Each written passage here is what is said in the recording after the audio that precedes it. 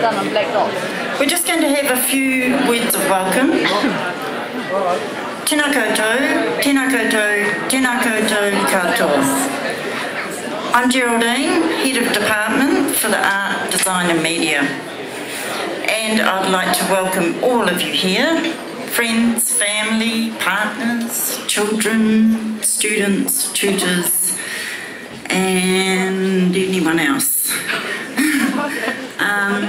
It's a real pleasure tonight to see all the students work up.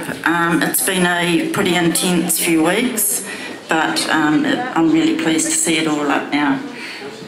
Just to explain what is in here, through here is the Diploma in Creative Technologies work.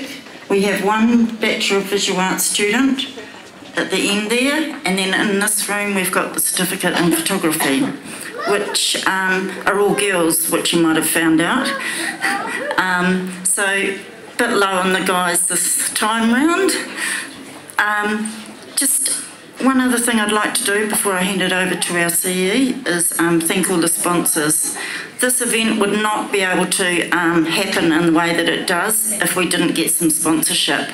So I would like to thank firstly Mike's Mild Ale for the beer, and I'd like to thank Tasman Toyota, Energy City Ford, Warehouse Stationery, Yards Ahead Landscaping, Abacus, Tasman Toyota, Raz Print, Van Dyke Catering and WITT, and all the students' parents and family who have helped with catering, and all the art staff who have helped run around today and put up work, etc. And to John, our technician, whose time and patience and skills is invaluable in this experience. So now I'd like to hand you over to our Chief Executive, Richard Handley. Thank you. Thank you, Kia ora tātou. If I could just reinforce what Jed has said. Thank you all for coming. MP Jonathan Young, Chairman of WITT, Mary Bourke, Bishop Philip Richardson of Taranaki, distinguished guests, ladies and gentlemen, and most importantly, our students. I think this is a fabulous use of this space, and I think your art is fantastic, particularly the level 4 work next door, which I think is amazing for a level 4 group, albeit without blokes. I'll have to think about that, what that means. This is level 6 work in here, and I think also makes amazing use of this space, and I congratulate you all. As you know, we're under a bit of pressure at the moment, and we're working through some changes, and there's some tensions on campus. So that tonight it gives us the opportunity to focus on our students, and that's what we're here for, and that's what we do best. And Jed, you and your staff have done an amazing job, and we see the product of that here with us tonight. And I just congratulate students and staff for working so hard and building such a great exhibition for us. We've got a great crowd here, and it's great to see this space so well used. Thank you for the opportunity of talking to you. I'm followed now by Dr. Jan Lockett-Kay, who's the head of faculty, and then our chairman, Mary Bourke, would like to say a few words as well. Have a good weekend. I'm told it's going to be fine, but with showers. Kia ora tātou.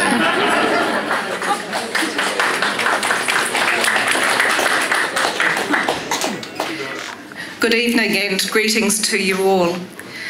Firstly, I must say to students, congratulations. This is truly wonderful.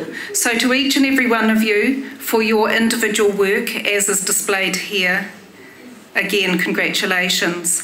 And to all of you collectively, you have made this exhibition possible.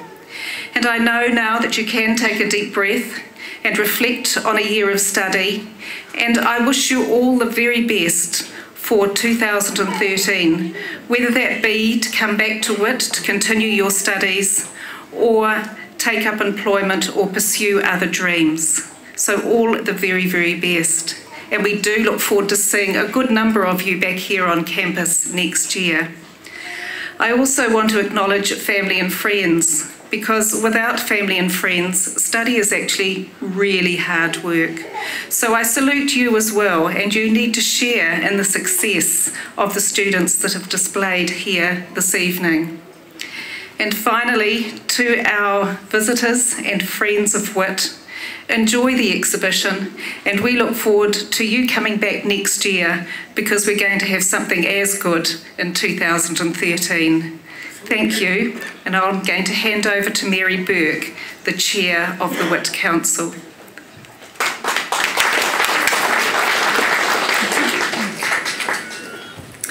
Tēnā koutou, tēnā koutou, tēnā koutou katoa. Richard mentioned that there's a bit of tension on the campus at the moment, and I felt that actually the last person you really need to be hearing from is me, but that I was duty bound given the level of uncertainty that's around to front up and be looked at and take some responsibility.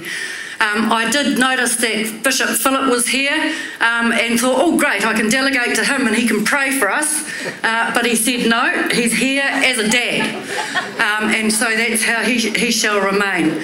It is interesting though, Jan has acknowledged the family and everybody that's here, and WITT is an important member in the wider family of Taranaki. And so the challenge that we face moving forward, and we will move forward and we will still be here, is that we assert ourselves as an important member of the family within Taranaki. And the challenge that we face as a region, Jonathan, this is turning into a bit of a political broadcast, but you need to hear, is that actually we are a solid region, but if we're going to look after ourselves and withstand these varying changes of whim that emanate from Wellington from time to time, we need to do it together. So it's great to see all of you as family here supporting your people. It's a fantastic exhibition. Well done to the staff, but particularly well done to the students. And I look forward to plenty more of these sorts of things and good use of this space as an important community space for the region. Kia ora tātou.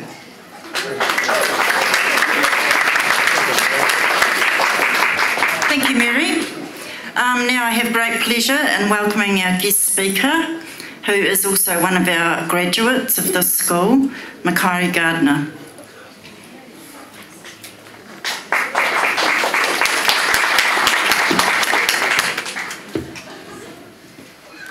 Kia ora tātou.